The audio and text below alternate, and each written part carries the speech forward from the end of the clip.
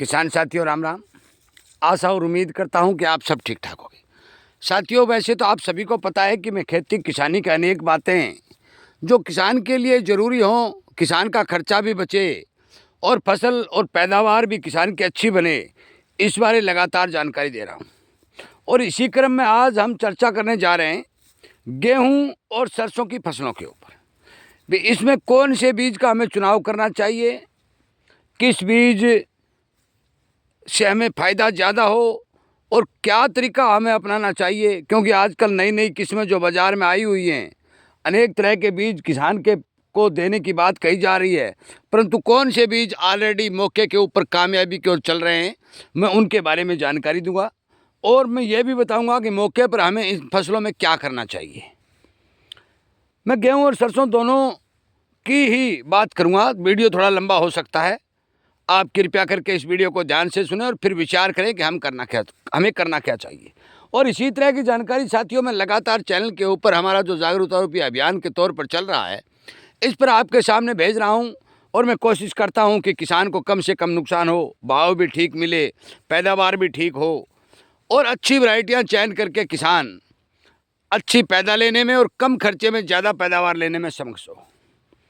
यदि आप इस बात के इच्छुक हैं कि हमें इस तरह की जानकारी मिलती रहे, तो पूरा वीडियो सुनने के बाद आप हमारे इस जागरूकता रूपी चैनल के साथ जो किसानों के लिए चलाया जा रहा है जुड़ भी सकते हैं और आप अनेक किसानों को शेयर करके उन्हें जानकारी दे भी सकते हैं। साथियों, ये फसल है गेहूं की।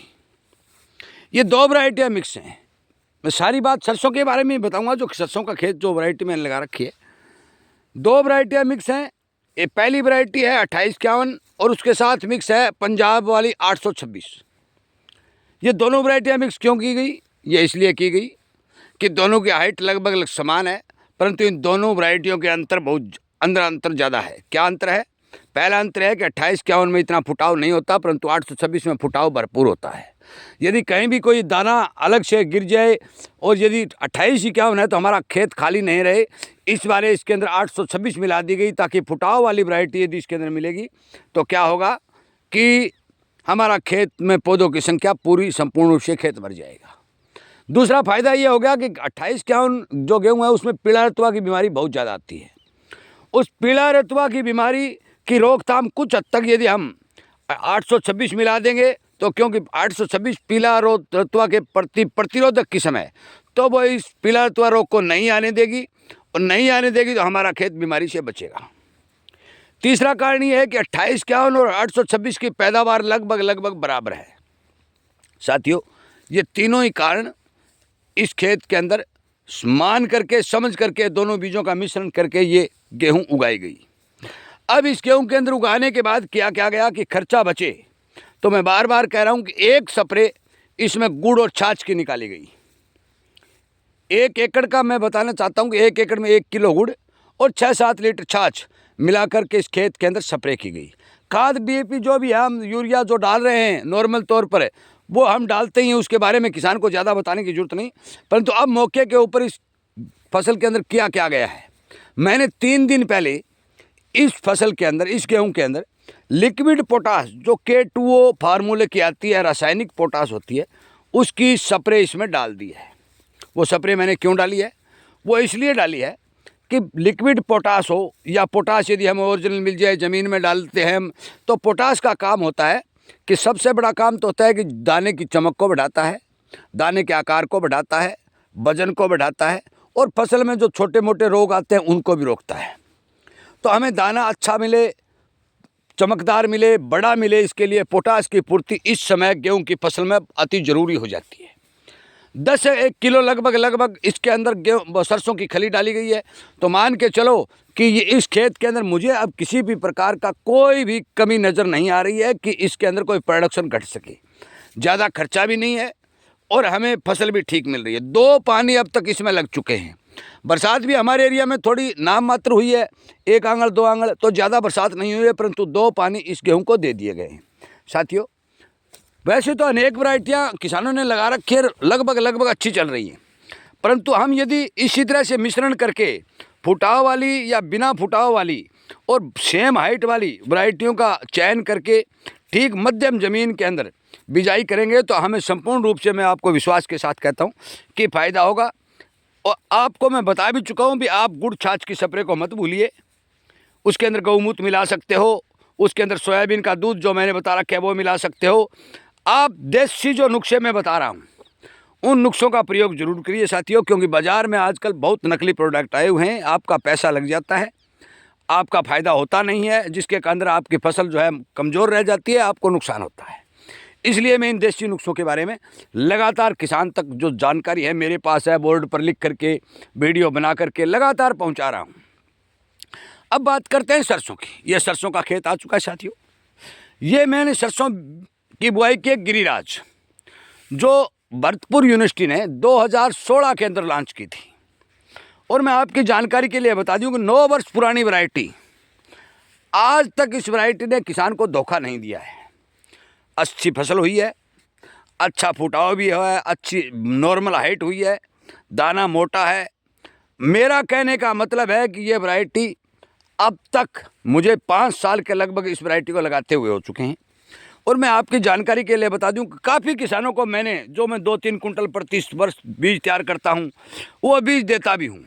और उसका फीडबैक, ये वीडियो यदि कोई किसान सुन रहा है जिसने गिरिराज सरसों अपने खेत में लगा रखी है, तो वो कृपया करके वो भी कमेंट के माध्यम से ये बताए कि गिरिराज की वैरायटी कैसी है। यदि पिछले साल भी उसने लगाई तो उस टाइम कितनी पैदावार आई, और अब की बार कैसी है।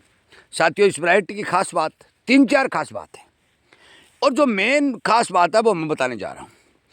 इस वैरायटी के अंदर मैं आपकी जानकारी के लिए बता दूं कि जो हमारा मरगोजा आता है, मरगोजे वाली बीमारी जो आती है, जो ओराबंकी नाम का एक जो परजीवी होता है सरसों की जड़ के ऊपर उगता है, उसका प्रकोप इस वैरायटी के अंदर बहुत कम देखने को मिलता है।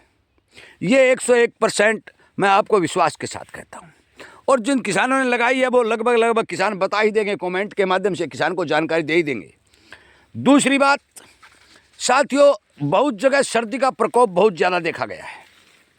मैं आपकी जानकारी के लिए बता दूं, गिरिराज जो भरतपुर की वैरायटी है उसके अंदर सर्दी का भी प्रकोप बहुत कम देखा गया है। ये मैं विश्वास के साथ कहता हूं, क्योंकि इस वैरायटी को सर्दी सहन करने की जो ताकत मिली है, पता नहीं इसमें क्या रिसर्च हुआ है, वैज्ञानिकों ने कैसा किया है, परंतु इस वैरायटी में सर्दी को सहन करने की संपूर्ण रूप से ताकत है।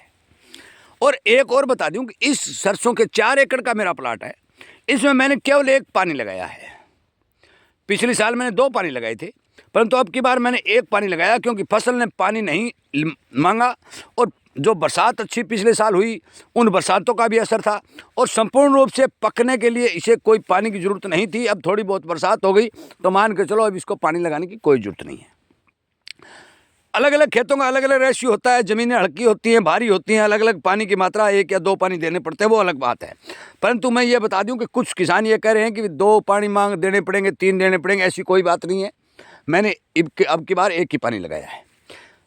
सर्दी का प्रकोप कम होने से मान के चलो कि 5 और 7% की पैदावार तो किसान की, गिरिराज की बुआई जो किसान करता है उसकी बढ़ती है, जिसमें कोई दो राय नहीं। अगली बात, रोगों के जो इसमें ये हमारा सफ़ेद रोली नामक रोग आता है, यदि इसकी पौधों की संख्या नॉर्मल हो, ठीक हो, और इसमें मैंने जो बताया 1 स्प्रे कार्बोडिजम और सल्फर जो मैं लगातार करता भी हूँ, यदि वो टाइम पर स्प्रे निकाल देते हैं तो मान के चलो कि इसमें वो रोग भी बहुत कम आता है। तो मतलब कहने का है कि ये किस्म जो है रोग प्रतिरोधी क्षमता संपूर्ण रूप से रखती है और किसान को फायदा देने वाली किस्म है। साथियों, बीज का चुनाव किसान के लिए बहुत ज़रूरी होता है। आगे आने वाले समय में मूंग है, मोठ है, कपास है, नरमा है, बाजरा है, अनेक जिनसों के बीजों की जो जानकारी, अच्छे जो बीज होंगे आपके सामने वीडियो के माध्यम से आपके घर तक पहुंचाने का काम किया जाएगा। और मैं यही चाहता हूं कि किसान बीज के मामले में यदि कोई सावधानी बरत ले तो उसकी पैदा 10 और 15% तक बढ़ सकती है। साथियों, कोई भी बीज हो, जैसे मैंने समय पर बिजाई कर रखी है, समय पर बिजाई का बहुत बड़ा महत्व होता है। दूसरी बात, फसल के रख रखाव का बहुत बड़ा महत्व होता है। तीसरी बात, एक बात मैं इसी वीडियो में और जोड़ना चाहता हूँ कि हमारी ज़मीनों को बचाने के लिए, कार्बन बढ़ाने के लिए और ज़मीन के अंदर हमें बैक्टीरिया जो काम करने वाले हैं उनको छोड़ने के लिए क्या करना चाहिए। क्योंकि ये जो अच्छी फसल हैं मौके पर देखो कल भगवान क्या कर दे वो इस बात का तो मैं नहीं बता सकता, क्योंकि किसान होने के नाते मैं मौके की स्थिति आपको बता रहा हूँ कि मौके के ऊपर गेहूं और सरसों, जो गेहूं मैंने 28 51 और 826 मिक्स की है, उसका भी बढ़िया रिजल्ट है, बढ़िया वो चल रही है। गिरिराज भी आज मौके के ऊपर आप यदि खेत में आके देख सकते हो तो भी ये बढ़िया चल रही है। इसका थोड़ा राज बता देता हूँ कि एक पानी के कारण ये कैसे ठीक हुई है और ज़मीन की उपजाऊ शक्ति हमें बरकरार रखने के लिए करना क्या चाहिए। साथियों, मैं अब मेरे एक छोटे से फार्मूले की ओर आपको ले जाना चाहता हूँ। बीच में ये मेरा जो नेपियर है एक कनाड़ में ये लगाया हुआ है, ये सर्दी पत्तों के ऊपर जो सर्दी जमी थी वो पत्ते जो है इनके पत्तों पर पानी ठहर गया, पानी जम गया तो ये पत्ते डैमेज हो गए, क्योंकि ये जो हमारा नेपियर होता है ये 1-1.5 महीने जब सर्दी ज़्यादा होती है तो रुक जाता है, पत्ते जल जाते हैं। अब मैं दिखाना चाहूँगा कि इसका राज क्या है और किसान को करना क्या चाहिए। मैं आपकी जानकारी के लिए बता दूँ कि ये जो मेरा ट्यूबवेल है आपको दिखाई दे रहा है, और ये जो खाड़ है ये नहर का पानी इस खाड़ में आ रहा है। मैंने इस खाड़ के ऊपर और ट्यूबवेल के ऊपर एक आप देखिए 500 लीटर का टैंक रख दिया है। इस टैंक का इस्तेमाल कैसे किया जाता है, मैं जब घर से आता हूँ थोड़ी छाछ ले आता हूँ, थोड़ा गुड़ ले आता हूँ, थोड़ी गौमूत्र की मात्रा इसमें डाल देता हूँ, कहीं यही कोई इधर उधर से दूब जो हमारे खेतों में होती है उसकी जड़ की मिट्टी इसके अंदर डाल देता हूँ और पानी डाल देता हूँ। मैं ज़्यादा कुछ इसके अंदर कोई मेहनत करने वाली बात नहीं है। और फिर जो ही पानी लगाता हूँ मेरा जो ये बाल है ये थोड़ा थोड़ा टपक टपक टपक टपक करके इस पानी के साथ छोड़ देता हूँ। होता क्या है, जितने भी हमारे ज़मीन के अंदर बैक्टीरिया जो होते हैं जो ज़मीन की उपजाऊ शक्ति बढ़ाते हैं, वो बैक्टीरिया छाछ गौमूत्र के अंदर और हमारे खेत की मिट्टी के अंदर भारी मात्रा में पाए जाते हैं। जब मैं थोड़ा गुड़ इसमें मिला देता हूँ तो वह बैक्टीरिया, यदि मैं उन सारों की संख्या कुल मिला के 100 डालता हूँ या 500 डालता हूँ या 1000 डालता हूँ तो गुड़ में मल्टीप्लाई होके वो जो बैक्टीरिया है वो लाखों और करोड़ों अरबों की संख्या में बन जाते हैं। और जो अरबों की संख्या में बन जाते हैं, जब मैं पानी के साथ छोड़ता हूँ तो वह हमारे इस खेत के अंदर चले जाते हैं। जब खेत के अंदर चले जाते हैं तो साथियों मैं आपकी जानकारी के लिए बता दूं कि खेत के अंदर वो ज़मीन की उपजाऊ शक्ति बढ़ाने, पैदावार अच्छी देने और फसलों में रोग बीमारी को रोकने, जो भी खाद हम डाल रहे हैं, जो यूरिया डाल रहे हैं, डीएपी डाल रहे हैं, पोटाश डाल रहे हैं, सल्फर डाल रहे हैं, जितनी भी खादें हम डाल रहे हैं उन खादों का संपूर्ण रिजल्ट हमें मिले उसके लिए वो काम करना शुरू कर देते हैं। उदाहरण के तौर पर मैं बता दूं, यदि आप नाइट्रोजन ज़मीन में दे रहे हैं तो मान के चलो कि नाइट्रोजन का फॉर्म सीधा का सीधा नाइट्रोजन पौधा नहीं उठाता। एक्जोबैक्टर नाम का एक बैक्टीरिया ज़मीन में पाया जाता है और वो बैक्टीरिया नाइट्रोजन की फॉर्म को तोड़ करके अमोनियम और अमोनियम से बाद में नाइट्रेट में बदल देता है, और नाइट्रेट में जब बदल देता है तो पौधा उसको उठा लेता है और पौधा फिर उसको क्या करता है, प्रोटीन में बदल देता है जो हमारे अनाजों में पाई जाती है। साथियों, मैं आपकी जानकारी के लिए एक बात और बता दूं कि मैं जब भी यूरिया डालता हूं, ये नोट करने वाली बात है, जब भी छोटी फसल में यूरिया डालता हूं, बड़ी फसल में तो छाया हो जाती है, कोई बड़ी बात नहीं, जब छोटी फसल में यूरिया डालता हूं और उसके अंदर धूप सीधा ज़मीन पर आके गिरती है, उस समय मैं यूरिया के ऊपर सल्फर कोटेड करता हूँ।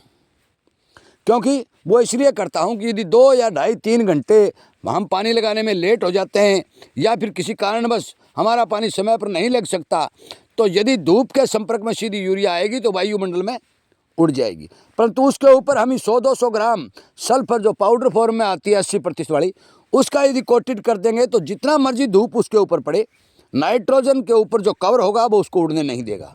जब हम पानी लगाएंगे तो वो पानी के साथ गलेगी, हमारी ज़मीन में पहुंच जाएगी, उसका संपूर्ण रिजल्ट हमें मिलेगा।